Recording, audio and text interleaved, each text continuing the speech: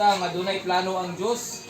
Pero di ay mga igsoon, mga higala, ang tuyo di ay no sa pamatigayon sa Dios kung plano sa Dios diha man matuman sa mga tawo.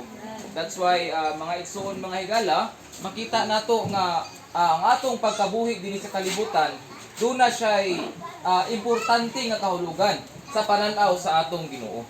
Kay buot siya nga gamiton kita nga mga tawo alang sa pagtuman sa pamatigayon niya. Nani dinhi gipakita nga bisan sa kadugayon nato sa pagkinabuhi dinhi sa kalibutan, no nabatay ka nang pagkaamgo ba nga nganong nabuhi mangyud ko dinhi yuta. Unsa may tuyo nako nganong nabuhi ko dinhi.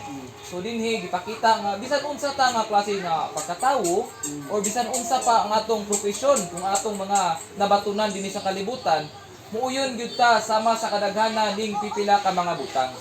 Na dili hingpit makatagbaw sa tao ang salapi, ang edukasyon, ang kalipayan o bisan man ang kalampusan. Kay ngano man tungod kay wala pa man ta masayod kung makaila sa pamatigayon sa Dios. So mga igsoon, mga higala, dinhi gipakita nga ang sentrong tuyo sa Dios no diha gyud matuman sa mga tao.